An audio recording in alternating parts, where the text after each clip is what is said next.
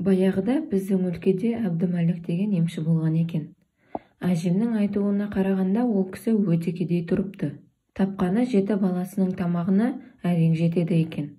Сол емші ана бір ауылда қатты біреу ауырып жатыр деп шақыртушы келсе, бар шаруасын тастап ауырған адамды емдеуге кетеді екен. Ауыл арасы 2-3 күндік жол болса да бармаймын демейді екен. Кейде тіпті айлап жоқ болып кетеді екен. Ем үшін ақы берсе аз көп демей алады, ал бермесе өкпе артпай кете береді. Құдай қосқан қосағы да, бала шағасы да бізді тастап қайда барасың деп, қашан келесің деп сұрамайды. Ошағына ие болып, қара шаңырақта қала береді екен. Ел арасында емшімін деп ел аралап қаңғығанша бала шағасын асырамай ма деген сырттай ғайбат сөздерде айтылатын. Бірақ емші сол тірлігінен айнымапты. Арада жылдар өтіп жатады. Бір күні науқасты емдеп, көрші үйден үйіне қайтып келе жатқанда, емші түйе жетектеп келіпті. Шамасы боталағанына көп болмаған, желіні тоғып тұр екен. Емшінің айтуынша қыр астына кездескенде түйенің қасында ботасы болмаған. Түйе де ботасын іздеп мойын созып іздемеген екен.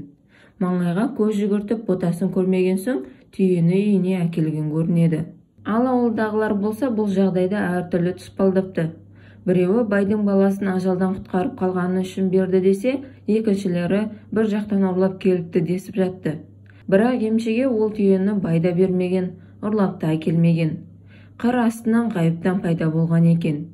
Құдайдың құдіретімен қанша рет сауса да әлгі түйенің сүті сарқылмапты. Бала шағасымен қосылып ішіп тауыса алмапты. 4-ші күні көрші ауылда бір байдың баласы ауырып, шабарман жіберіп емшіні алдырыпты. Емші байдың баласын 3 күн емдеп айықтырады. Бір күн қонақ етіп, риза болған бай емшіге бұзаулы сиыр береді.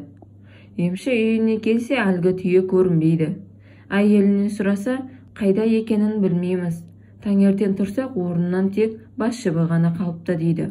Күн кеш болып қалған соң, емші ертең іздеймін дейді. Сол түні емші түс көреді. Түсінде кеше ғана жоғалған ақ түйені мінген ақсақалды қарияны кездестіреді.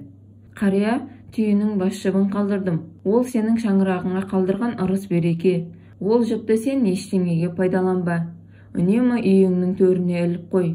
Егер ол жіпті басқа біреуге берер болсаң, ырыс несібен кетеді. Ал егер тіпті жіпті бөлетін болсаң, ырыс несібен бөлінеді. Егер осы айтқанымды орындасаң, ұрпағың 70 жыл бойы жоқшылықты көрмейді дейді. Оянып кетсе түсі екен. Әйелінен түйенің бас жібін сұрайды. Түн ортасы болса да, қорада тұрған бас жіпті алып үйге төрге іліп қояды. Таңертең тұрған соң әйелін, бала шағасын жинап, мына жіпке ешқашан тиісуші болмаңдар. Тіпті мен өлгеннен соң да төрде өлі тұрсын деп тапсырды. Сол күннен бастап емшінің қорасына мал жинала бастайды. Барған жері құр қайтармайды. Сөйтіп әрі берісі 10 жылдың шамасында емші сол аймақтағы малды кісілердің біріне айналады. Қызыл үкімет орнап байлардың малын тартып алып жатқанда, емшінің малына көп тиісе қоймайды. Емші барлық баласын жеке отау етіп шығарып, еншілеріне малдарын бөліп беріп отырады. Қолында тек үлкен ұлын алып қалады. Емші 60-шы жылдары 90 жастан асқан шағында қартайып өмірден озады. Баяғы түйенің бас жібін қара шаңырақта үлкен ұлының қолына қалдырады. Үлкен ұлының малы көбейген үсті көбейе түседі. Өзге ұлдары да таршылық көрмейді. Бірақ ағасы секілді қора толы мал бермейді. Осылайша арада 5-6 жыл өткенде емшінің әйелі де қайтыс болады.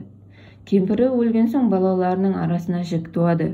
Бар ырыс береке түйенің бас жібіне байланғанын білген емшінің өзге ұлдары түйенің бас жібін тең етіп бөліп аламыз деп шу шығарады. Үлкен ұл әкесінің айтқан өсиетін естеріне салып, егер жіпті бөлсек ырыс берекеміз бөлініп кетеді. Онда бәріміз бұл күнімізге зар боламыз дейді. Алайда інілерінің бірі ағасын жақтаса, бірі келіспейді. Туысқан 7 жігіттің арасында ұрыс-керіс көбейеді. Береке бірлігі қаша бастайды. Бұлай кете берсе арамыз мүлдем ажырап кетер деп, жіпті інілеріне бөліп беруді ұйғарады. Ертеңіне інілерін шақырып ойын айтады. Інілері болса ағасының ойын құптай кетеді. Сөйтіп түйенің бас жібін теңдей етіп 7 бөлікке бөліп алады. Бірақ айналасы 10 жыл жетпей, 7 баласының қорасында мал қалмайды. 80-ші жылдары сол емшінің немерелері біздің ауылда тұрды. Бір қызығы бәрі нашар тұратын. Мал ала сала өліп қалатын. Әйтеуір бірі екі болмайтын. Үлкендер жағы оларға қарғыс істеген дейтін. Сонан соң олардың отбасында ең көбі 3 бала болатын. Ал олар қатар отбасыларды 6-7 баладан болатын. Әжемнің айтуына қарағанда түйенің бас жібін бөлісетін уақытта үлкен ұлы түс көреді.